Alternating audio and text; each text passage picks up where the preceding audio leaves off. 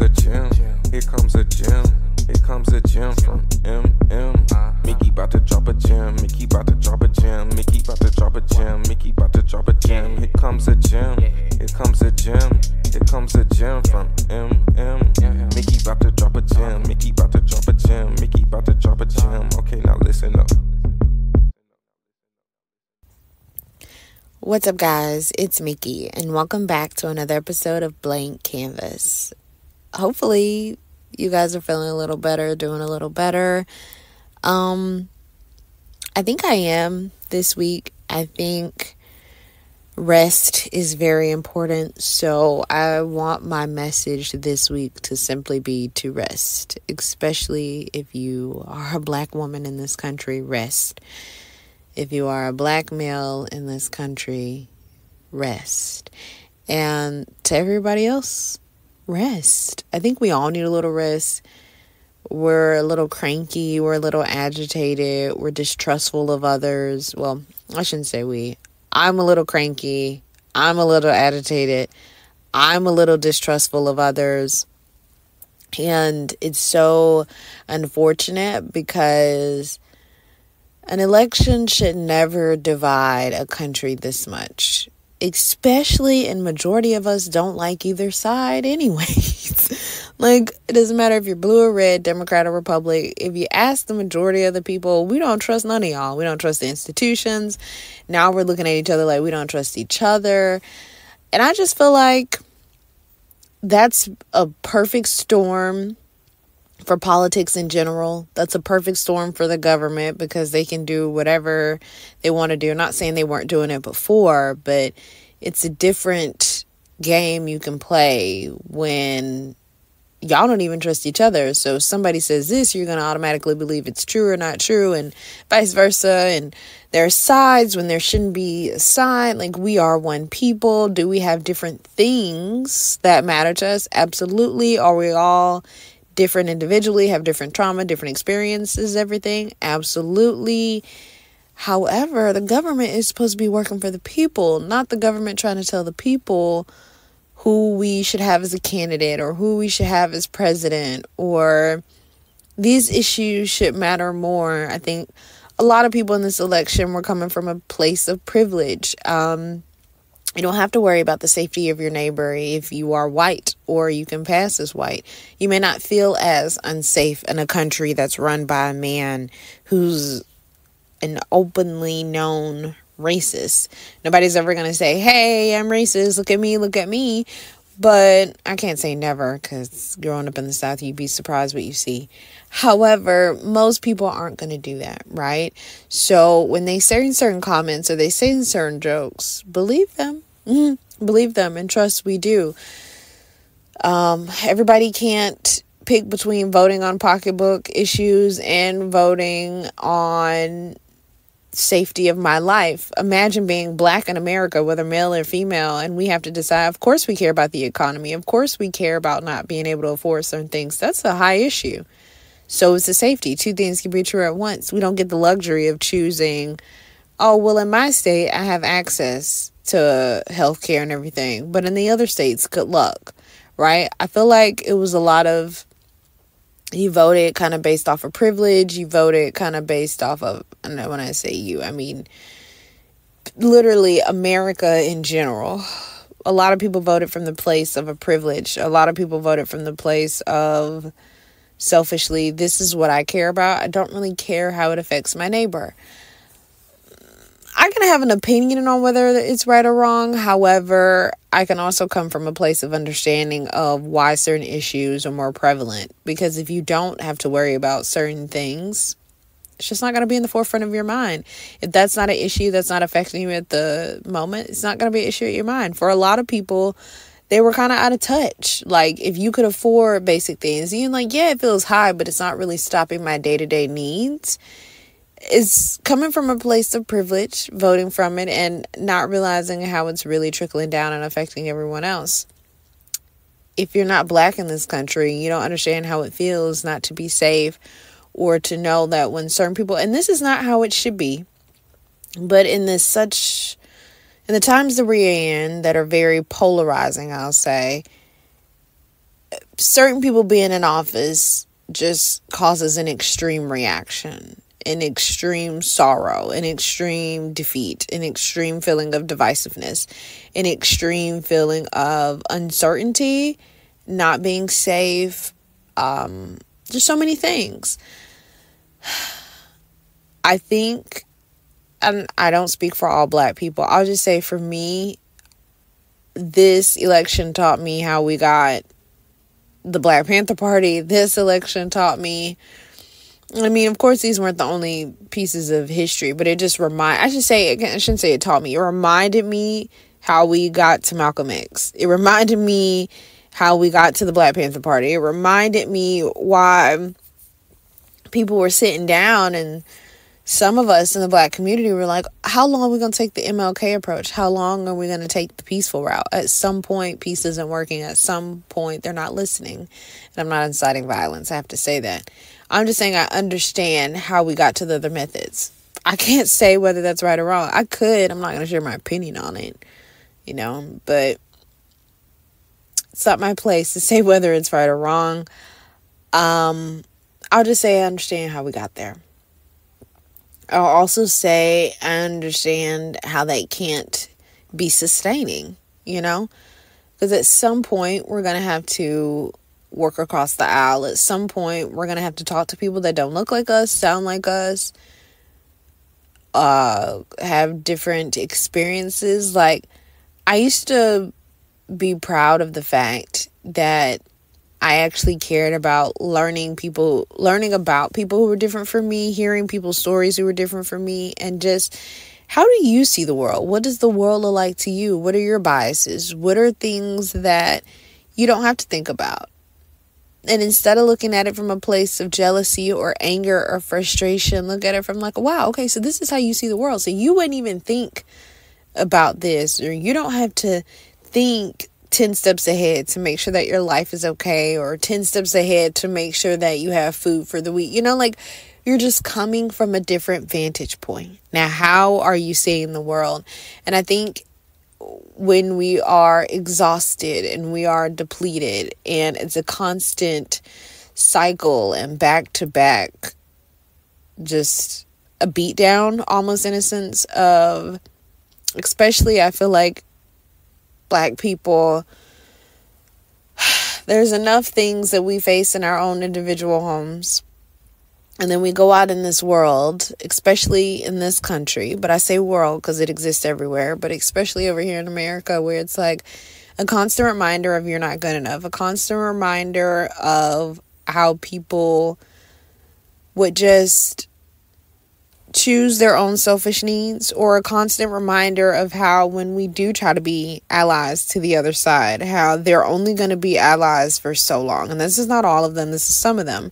They're only going to be allies to a certain point. But once they cross the finish line, they no longer care about whether we cross with them. There's this whole thing, and this isn't new. This isn't just with this election. If you look at history, the betrayal of allyship has been since the beginning of time. I understand how certain biases are built within the Black community of you can't trust anybody outside of us, because when they get the chance to leave us, they will. When they get the chance to turn their backs on us, they will. Once they've used us to get their goals accomplished, they will. And unfortunately, not true for all of them. Absolutely, positively not true for all of them. But the masses, it's still very strong and true. A lot of women who say, I hate the patriarchy, stood 10 toes down and voted lock and step with it. It's also, for me, a reminder that even with how far we've come, there's still so much more work to do. And that's an exhausting thing to think about within itself, that there's still so much work to be done. Like, we still don't know how to be kind to each other. And I say we, I'm including myself, because I don't think, although I wasn't like going around like saying, I hate you, I hate you, I hate you, there was hatred in my heart that I felt, even though I didn't personally go out and take it out on people.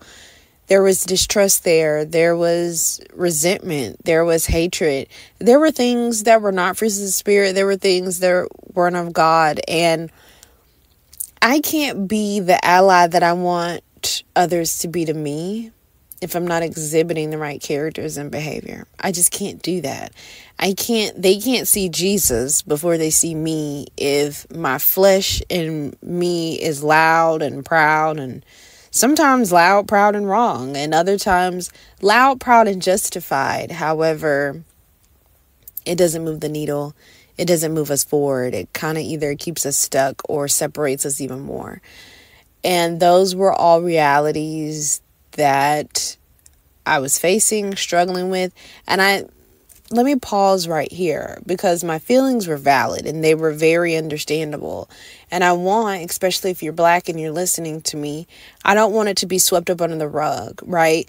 Immediately, they wanted us to continue the fight. Immediately, they wanted us to pick up our swords and go into battle and fight for all of us, and fight for people who didn't even want to fight for us, or fight for people who left us and betrayed us. Like, no, we're allowed to feel betrayed. We're allowed to feel angry. We're allowed to feel hurt, because we're looking at it from a different perspective. And I don't think we should be judged for feeling a certain way, right? I also think when they be like, when other people say, we don't like to be called this, or we want you to know that we're safe. I mean, it's just like when the men tell us all the time, well, I wouldn't harm you. I wouldn't do it. Okay, but I don't know until I know. That has to be shown. It's no amount of blue bracelets that you wear that's going to prove you're a safe white counterpart. It's no amount of, look at me, because how many women, especially white women, that were on those calls that were like, I understand the assignment, and they went out and they did the opposite. And maybe they did understand the assignment. The assignment was to always be a double agent and still do what they needed to do. Regardless, America spoke as a country. Like, if you're Black, it didn't surprise you. It was just disappointing and exhausting to keep fighting for a country with such a wretched, just treacherous, despicable, disgusting history, and realize that there's still so much work to do. But I think we forget, because we see a lot of pictures in black and white. We forget that it's not that far off. Like, women having certain rights, a lot of that didn't start happening until the 70s. And then don't even get me started when it actually became available if you were a non-white woman. And then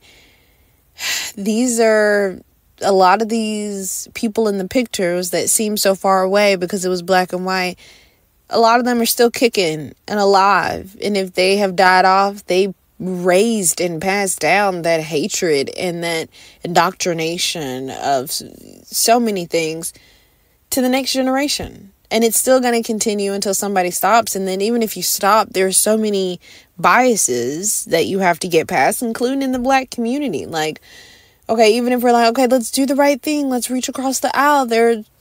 Again, like I said in the beginning of the episode, I understand why there are so many in the community that say you can't, or that if you do, be prepared for them to betray you. Like, then it's like going into working across the aisle with hidden biases or hidden fears, and at some point we're going to hit a roadblock, because my trust only goes so far. How much can we really accomplish if I don't trust you? How much can we really accomplish if I'm looking at you sideways? How much can we really put in effort to understand each other and love each other more if there's a certain level of distrust, right? And I think we know this because in our own personal relationships, the same thing and same principles can be applied. So what I want to say is the biases and everything, it happens in every community. Like, I will be honest and admit that. However, I think a lot of it is just exhaustion.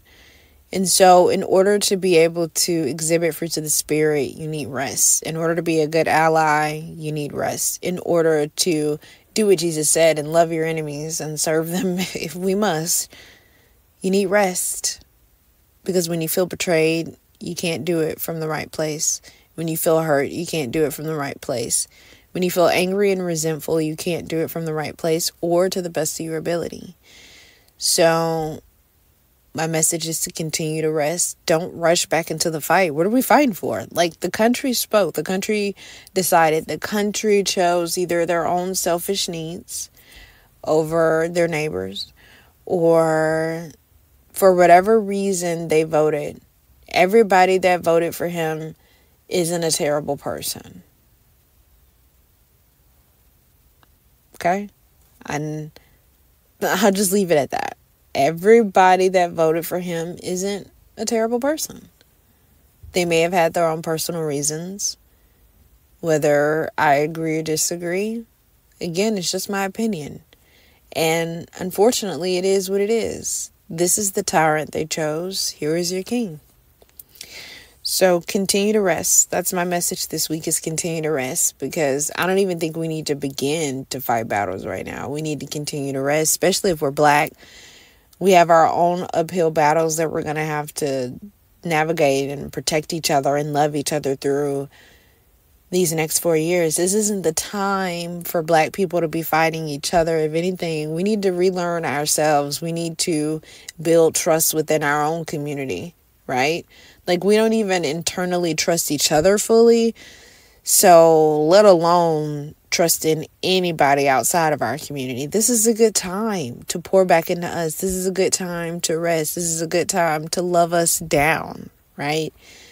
Give each other the love that the world so decisively and firmly stands 10 toes down behind or not giving us.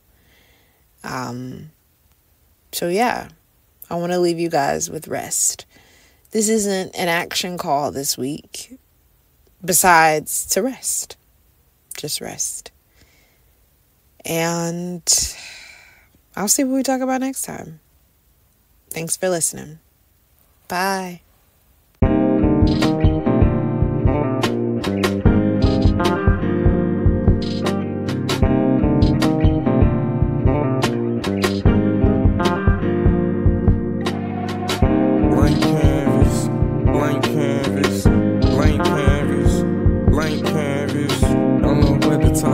But we gon' talk about something fundamental on the mind, weighing heavy. Society with the levies, kinda deadly.